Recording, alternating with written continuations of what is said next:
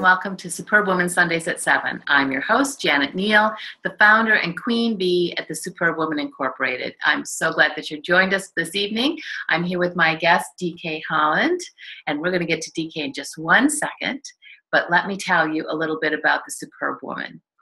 I started this company with the belief that women have the power to change this world in an instant when we realize it. There are so many of us who are still believing that the ideal is a superwoman, a woman who has to do everything, do it by herself, and do it perfectly. How about you? Have you ever tried to be a superwoman before? Oh, I think you're raised to think you can do it all, yeah. Yeah, and it doesn't work. I'm just here to tell you, it doesn't work. And I am all about changing that ideal. Instead of all about do, it's more about learning to be yourself, to tap into that innate power that we have that is amazing. And I have seen it time and time again, that when women learn to tap into that power, to be first and then do, oh my goodness, look out. That's why I say we can change the world, because we do have that innate ability. And so I started this show because I've been meeting all of these women that are doing exactly that, who are amazing examples of superwomen, women who have taken the time to understand who they are, what their gifts are, their talents, their strengths, their passions, and are, as a result, tapping into that and being themselves. Then they are doing amazing things. DK is just one example of that. So DK and I met through a friend of a friend, and this is how it happens. When you talk to people and you tell them what you do and what you're interested in, people want to help you. And I met a friend who introduced me to a friend of hers who said, well, I have someone you should meet. And before long, DK and I were meeting. And yes, there was a meeting of the minds and the spirits, and I am so grateful that you're here today. Actually, I'm here today in your beautiful home. So thank you so much for being a guest. Well, thank you for having me. Yes. Yes, in my home. And one of the things I wanted to say when I first met you is you were so relaxing to be around. Oh, thank you. I knew that I could do this because you're very, you make things just come down to a level of just being yourself. Well, that's what it's all no about. No airs. Yep. Yeah. Well, thanks. So let's talk about you now. Okay. So DK has a very interesting background, coming from being a writer and a designer. And if I could take you on a tour of this place, it's amazing. We're here in Brooklyn, New York, in a home that was built probably not as a home, but as a tack studio. Tack building, probably in about 1790. So it's a little bit old, but it is gorgeous the way she has redone this. So obviously your design is here, but now what you're doing, which I told you this, that when we met, I was reading about what she's doing in the field of education on the train, and I started crying on the train because it just spoke to my heart.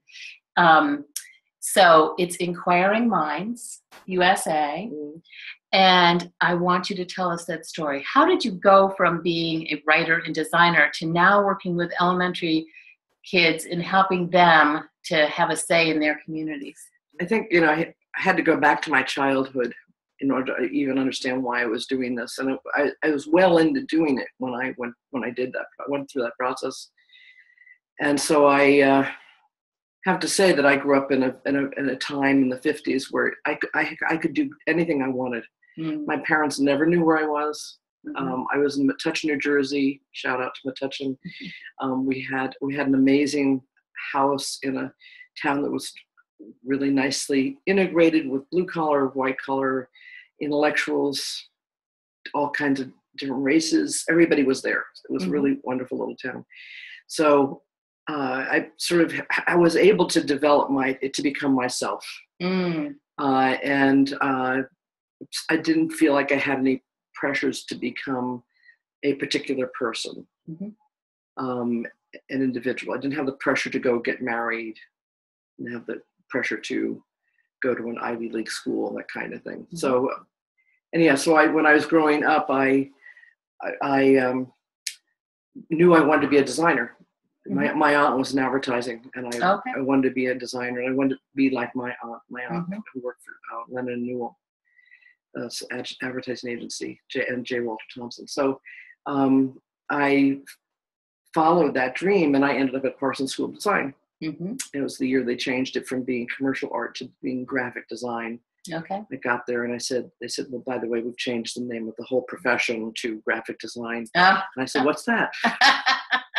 So I was in the era where they were developing what graphic design was. And there were many, many different people who were big influences on me in those early days, including the founders of Pushpin, Milton Glaser and Seymour Quast, and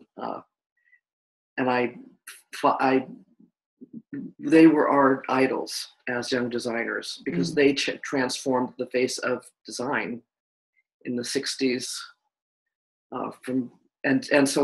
So those were early influences on me. The work of Pushpin, and specifically Milton Glaser and Seymour Quast.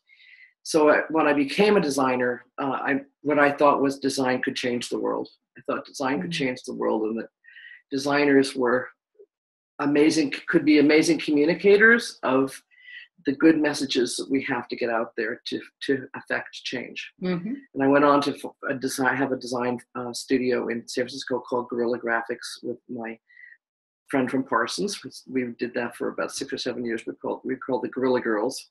Huh. And we had a huge array of clients and wonderful projects that we did. Didn't make a ton of money, but it was great. And then I also bought a house there.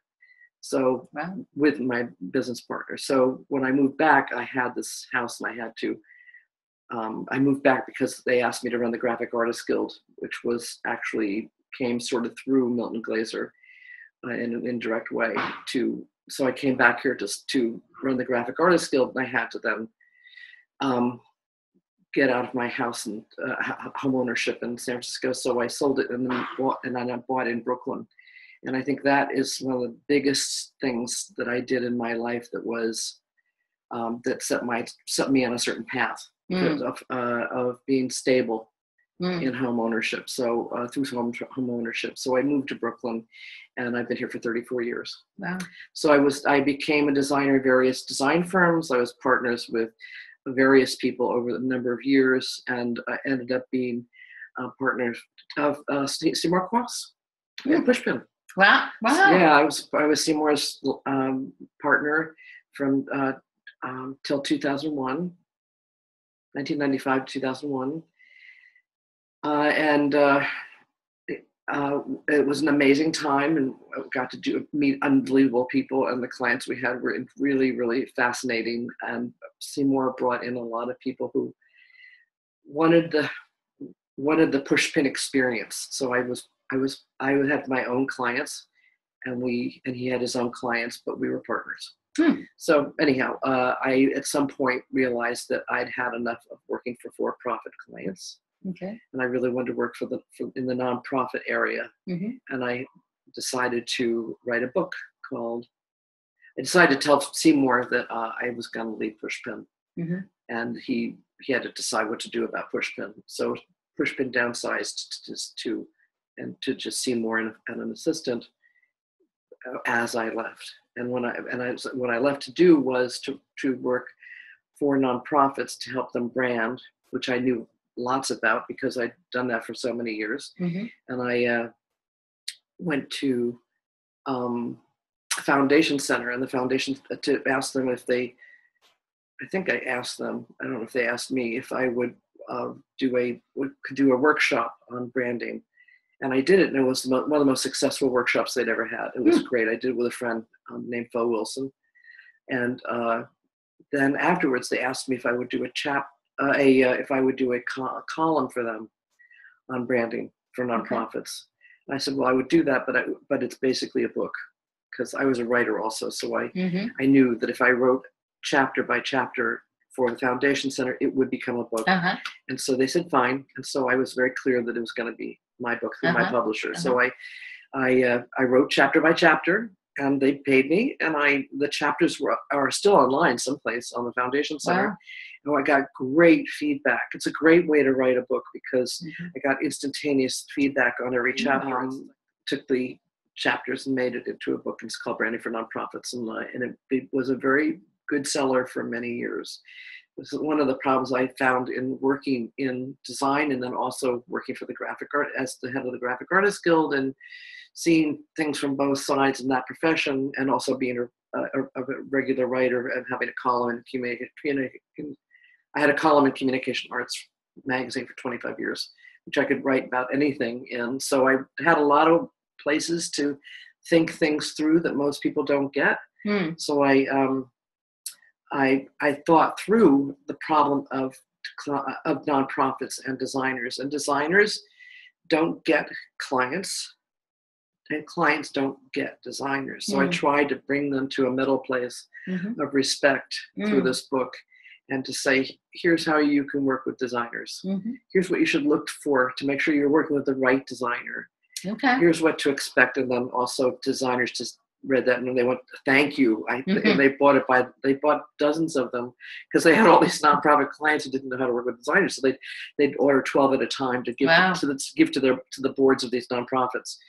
Anyhow, so I did that for a number of years, and then I thought, well, I want to move on to having my own nonprofit. So, because it's kind of frustrating to not be doing the whole thing, to be doing part of it.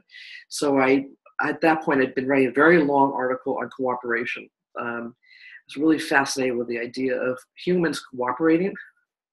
It's a concept. It's a concept. We should try it out sometime. Right. And so it was a 9,000-word article. And in the last part of it was about elections, because it was what was happening. And when did you write this? This was 2008. This was when Obama was running. Wow. And so it was, I sent it in for publication, maybe a week after he was elected. And it was just this amazing time of revelation of what can change through cooperation. And so I, with a colleague and friend of mine, Shiraz, we talked about starting an organization that would help children learn how to be cooperative citizens of the world, how to be critically thinking, active citizens of the world. And we started on that path. That's a long time ago. In 2008. And why did you decide to work with children? Because what was clear to me from writing these articles was adults didn't get it. And adults have too much ego. Right. And adults have too many ingrained habits that they can't get beyond. Yes. And I still to this day believe that it's very, very hard for adults to set aside their own personal view of the world, their mindset, to allow someone else's mindset into their own space to help to help affect change. Yeah. And in fact, that's the only way we're going to ever get to cooperation and innovation. It is part of that too. You can't innovate. Nobody does anything by themselves. Everybody does it with someone else. Yep. And if you think you're doing it by yourself, you're deluding yourself. Yes, exactly. And if you look at the other person as a valued participant in whatever your venture is, then you have a cooperative relationship. Absolutely. So I worked. My goddaughter goes to school down here, or went to school down here, PS 20, and I went to PS 20 for events there. And she was, and her mother got very involved in the school. So at one point we went to a performance, and they were selling raffle tickets. And this is a not a wealthy school. It's not a wealthy school. And I bought all the raffle tickets because the raffle was to be principal for a day. Ah! And I thought, I want to be principal for a day in the school. So I bought all the raffle tickets. And obviously I got it. I actually, wow, shocking. It was a nice moment when they announced my numbers. I won. So I went in there and I got to know the principal and I got to know the school, and I thought this is the fertile ground. And so I was incredibly lucky that the principal was very, very open to having me and my colleagues come in and be with the kids. I mean, I have people ask me all the time, how did you get into a public school? Right. Because in New York, there are 1.2 million kids in public school here, and the principal, basically, you can't come into the school without the principal acknowledging the reason you're there, and also, I mean, there are rules. You have to be fingerprinted, all these rules about being in school with kids. They're very, very protective of kids in public schools. Anyhow, over time, what I realized was we were in classrooms with these fourth graders, and we were asking them in a kind of workshop, because we were interested in the classroom itself. We were asking them, what's great about your classroom and what's not working for you.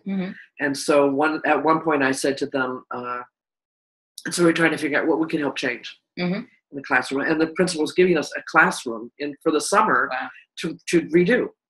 She gave us a classroom with the teacher, obviously it's the teacher's classroom. So I said, well, it was like a double class because they had both fourth grade classes come in. So I said, is it too noisy in here? And they said, yes, it's way too noisy in here. I said, but you create the noise. Right. So they said, and they said, yeah, we know, and we don't know what to do about that.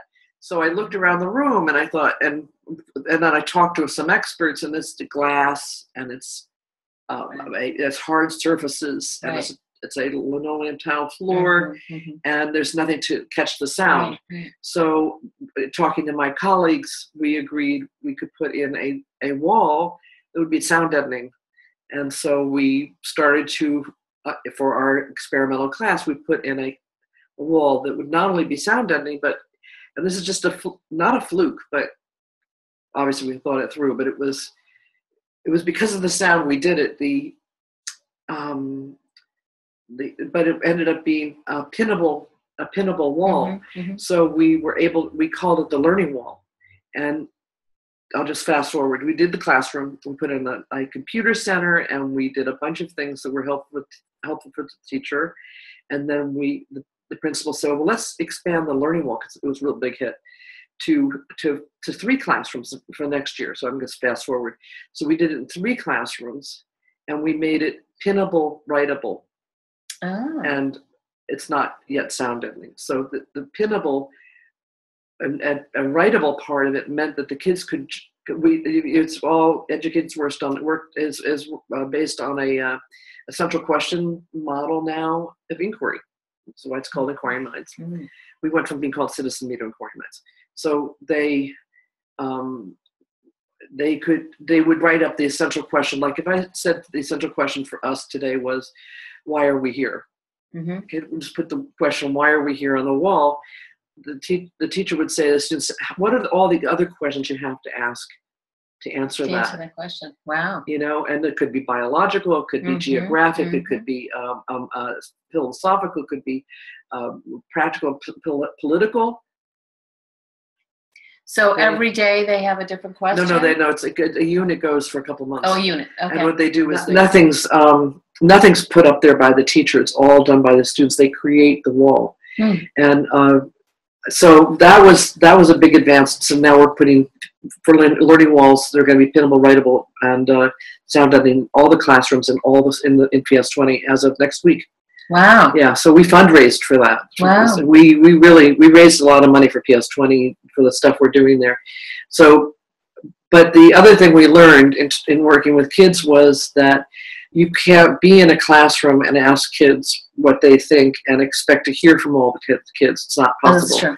So it's actually why we have representative democracy.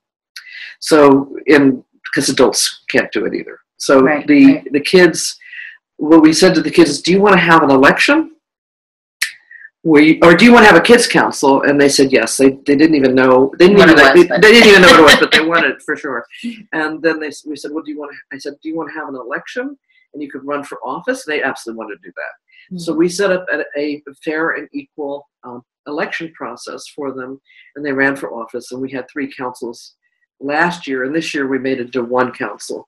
So what you do is you give the kids an opportunity, and the space. It's almost like an incubator for them to consider in fairness what they should be allowed to do and what space they need to give other kids.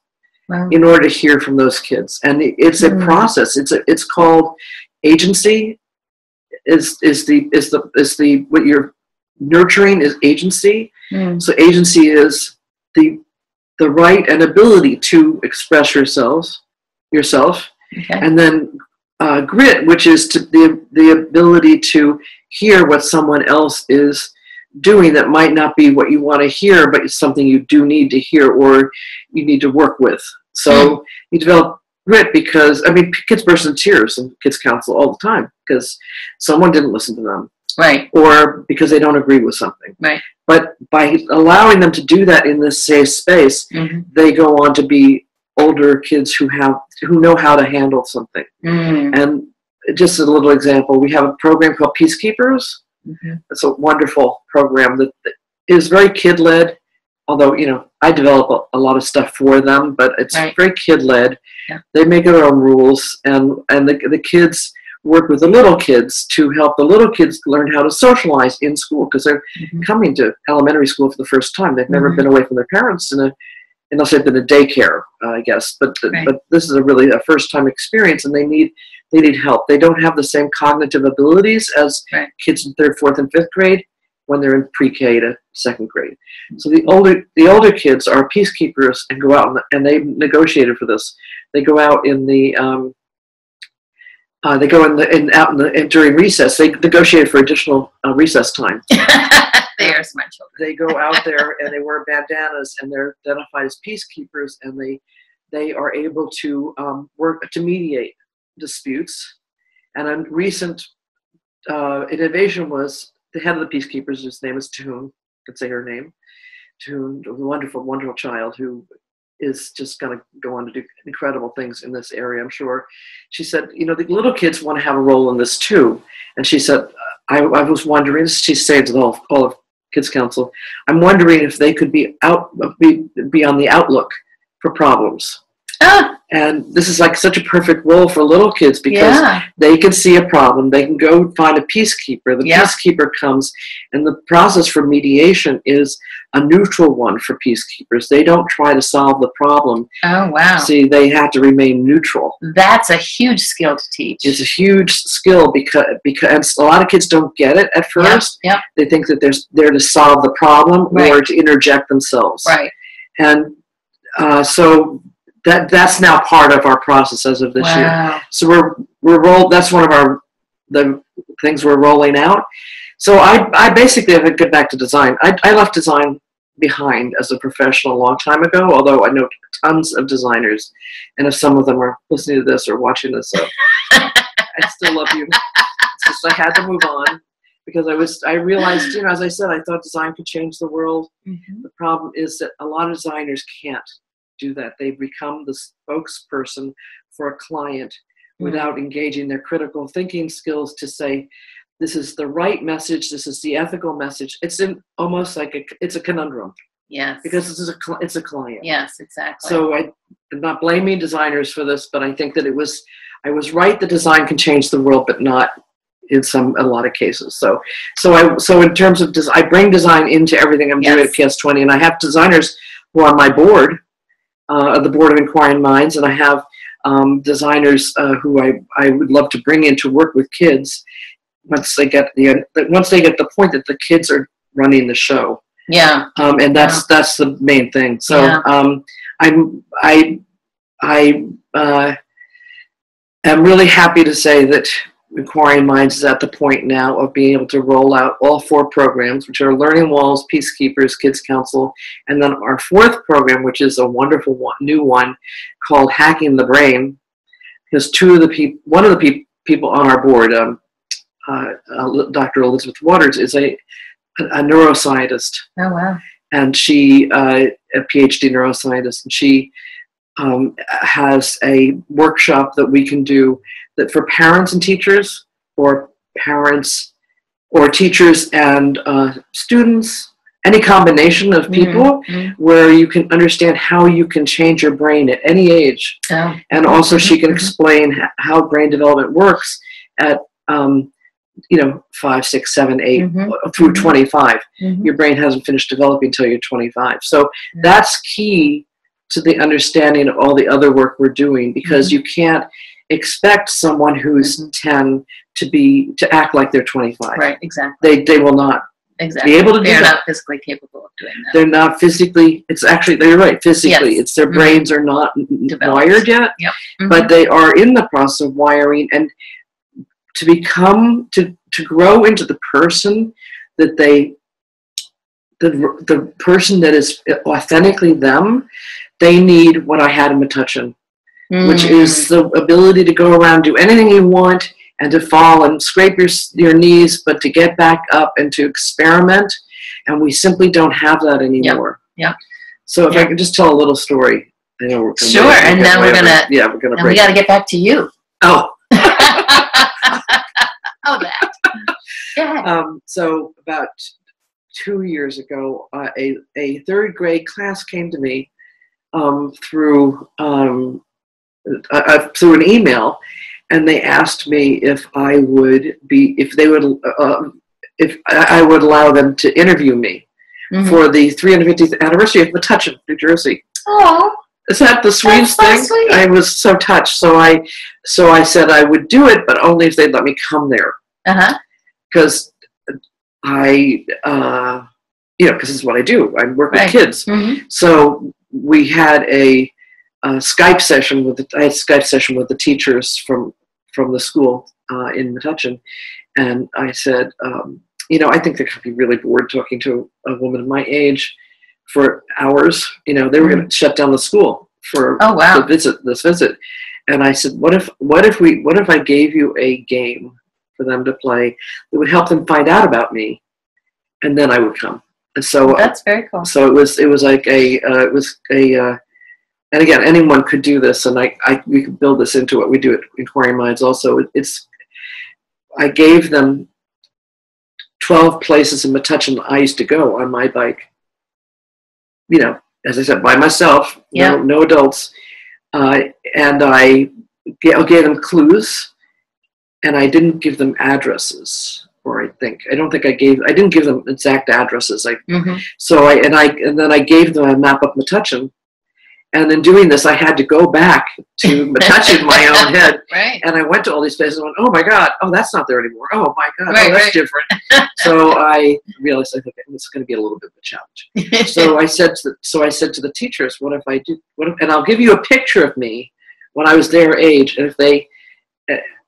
And they can hold up that picture when they find the space. Sort of like when they get to the spot, they can take take my picture with them. So what the teacher said is, I was going to provide enough maps for all the kids, and she said, "Oh no, we'll rent a school bus." Oh wow! So they rented a school bus, and they took the kids. And then they took the kids around, and they found all the spaces. And then I went to Metuchen, and they had a slideshow, and they showed the spaces. They showed off whether they had jumped off the bus and took a picture of themselves with me holding my picture. And that's so sweet. It was they loved doing it. They loved doing it. And but I realized that they don't have my life. Yeah. It was when I was with them for in New Jersey, in my own hometown, they aren't allowed. Yeah. They aren't allowed anymore, so they can't go on their bike and go to the cemetery and go to the one of the most dangerous things I did was go down the railroad tracks, which were like this. Yeah. And we would go down the railroad tracks and, climb down the embankment, Lehigh Valley Railroad tracks. And they went and found it, and that was their favorite spot to find because it's now a greenway. Oh, wow. It's a greenway, so they laid down on the railroad tracks. Oh, my goodness. Oh, wow. And I have all the pictures, and I loved meeting the kids, but I thought, how do you bring this? How do you give to kids what I had in Metuchen now? Yep. And so Kids Council is that because they run it. Yes. Even though it's in a classroom in the school, it's a safe environment. It's a safe environment, and they run it, and if they want to meet underneath the desk for the day, they meet underneath the desk for the day, and I hand them the microphone, and they do all their business down there. If they want to sit on the desk, they can sit on the desks. If they want, we have lots of guests that come in to speak. I could ask them if you could come and see them if you want, for instance. Fabulous. But they have to invite the people, and then when they start the session, they when the people come in, they have an agenda which I put together based on what they want to do. When the guest comes in, the first thing they do is interview the guest, and the first question is, "What planet are you from?" Oh, they actually ask that? Yes, and so that's fun. The person has to come equipped with a planet. Oh, that's fun. And then they go around and say what planet they're from, each of them. And I'm from Planet Fitness, and from Neptune, and of course, one boy is from Uranus. Of course. That would be a boy thing. Yes, that's a boy thing. So anyhow, so they have a lot of fun that way, and they just are really, put as little control adult-wise on them as possible, and they report to the PTA once a month.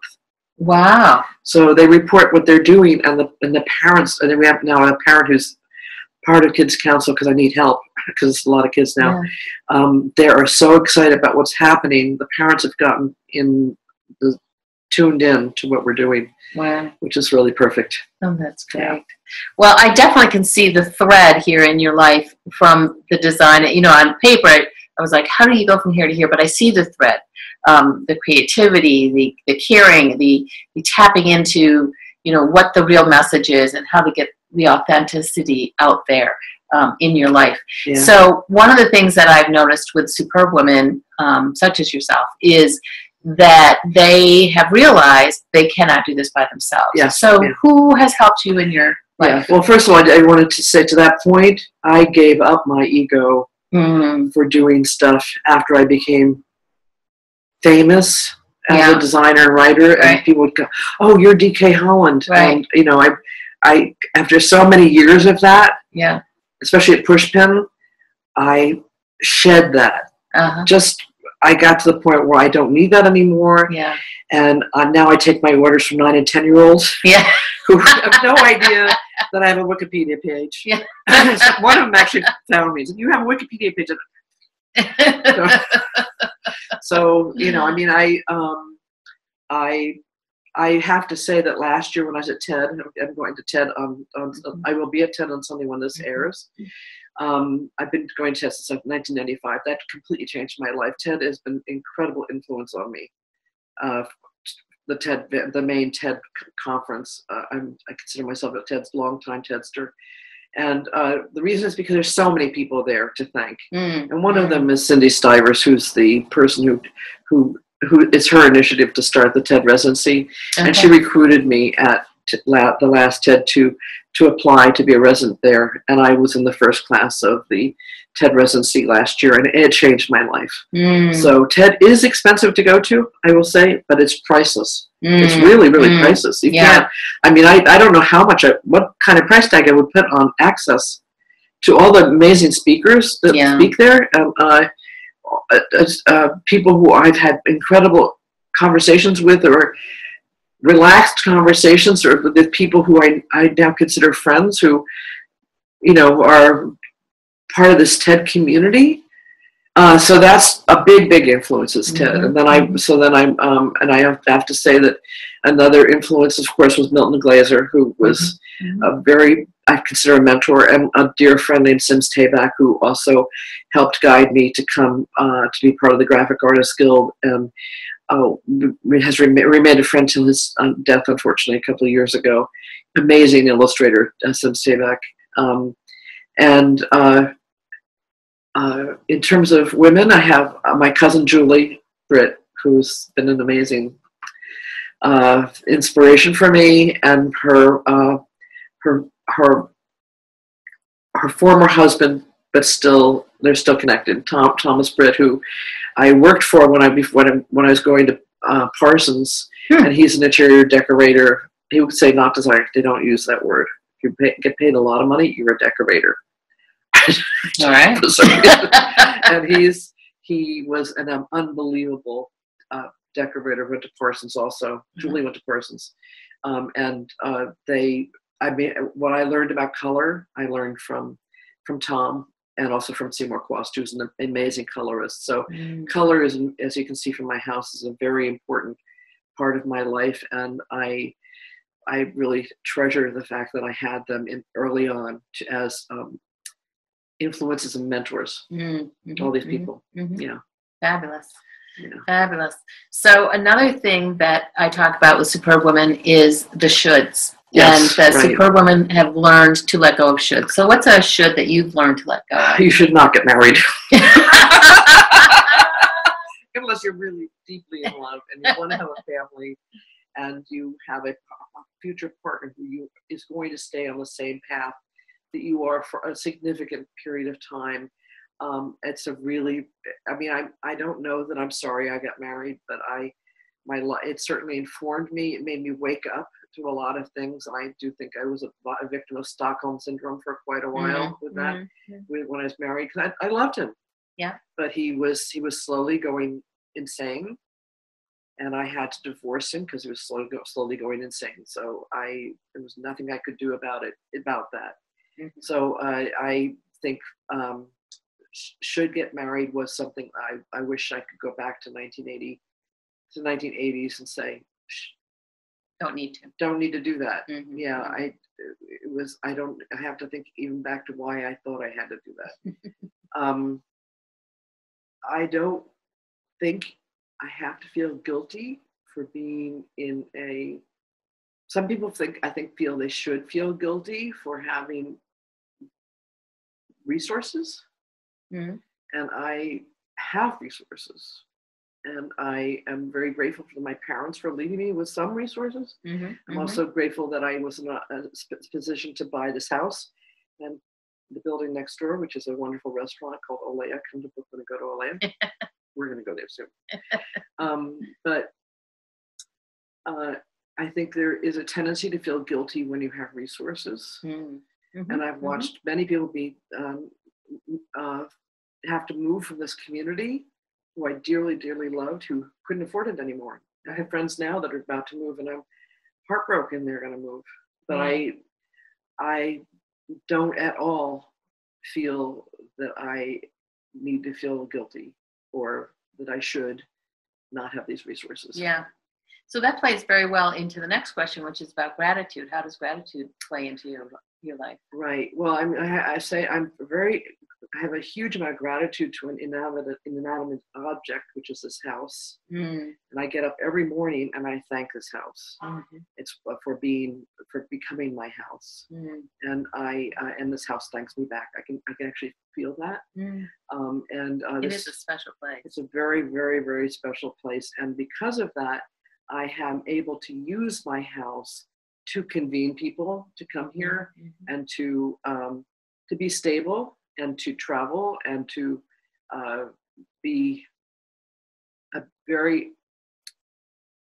a significant role in my community. Yes. And community and cooperation are my two key words, I would say, for my life. And so I have been given a lot of flexibility in what I do with my time. So that's fabulous. Fabulous. Yeah. So what's next? So you're going off to TED. That's in the immediate future. Yes. But what's next for you? Well, so I developed this. So can I stay on Inquiring Minds? Absolutely. I'm also a Quaker. Very involved in my Quaker meeting. It takes a lot of energy. It's a very worthwhile spiritual pursuit. I think there are Quakers in Montclair. There are. Yes, I think there might be a Montclair meeting. Yep, there is. So I'm very involved in my meeting. It's a spiritual and exercise that you're in all the time when you're a Quaker. You're seeking and you're struggling. But that's one thing. And I also started a 100% working food co-op that I've been very involved with since 2008. That was I started that then too, with many different people. And so you have to realize in any of these situations, you're always working with lots of different people. And every person has a unique brain and a unique mindset. So you have to be extremely flexible that way. So with Inquiring Minds, what I decided to do was I want Inquiring Minds to continue as long as possible. And I'm 70 years old. at some point I'm not going to be able to be the head of Inquiring Minds anymore. And what I decided to do was develop a board and a community of people that I'm working with who can take it over. And so I'm creating a cooperative model for Inquiring Minds, where I don't become, there's no founderitis. Right. And I'm trying to avoid founderitis. And the people I'm working with are amazing. I'm very lucky to have it's all women. Also, there's a real women theme in my life. And I'm very lucky to have 7 women who are working with me on this in different roles. Excellent. Yeah. So Inquiring Minds, for those that want to know more about that, how do they find out more information? So inquiringmindsusa.com is our website, and you can see our 4 programs there, and you can read the bios of most of the people who are involved. There are a couple more people that aren't on our site yet. And we are looking to go into more schools. We've been at PS20 for 4 years, which is we're so incredibly grateful to them and the parents, the students, the teachers, for all the latitude we've been given, and for the amazing programs we're able to leave them with. Yes. And for all the children we've been able to touch, and to help grow into themselves. Yes. As I said, the way I did in Metuchen. So they can find me through Inquiring Minds USA. I also would love to have contact with anybody who's in a public school or has an interest in knowing more about this. And if they could email me at dk@inquiringminds. And I'll put a slide up at the end of this with that information for you. Yes. Excellent. Yeah. Well, DK, thank you so much thank you for inviting me into your home and sharing your story with us. Okay, thanks. I know I've been touched just by the little bit that I have come to know. So I'm very grateful to met you and to get introduced to what you're doing. Oh, no. Wonderful stuff. Thank you. A lot of gratitude coming your way, too. So if you want to turn the computer and just show them the room, you could do that. We will do that. So here is this gorgeous place. You can see there's a kitchen off to the side and the dining room, and it goes upstairs there. It's an amazing place. Yeah. And there she is. It's 3 floors. 3 floors in Brooklyn, New York. And a garden. And yes, and you can't see there's a garden out there too. So thank you all for joining us this week, and stay tuned for next week for another amazing Superb Woman. And until then, have a superb week. Take care. Thank you, Janet.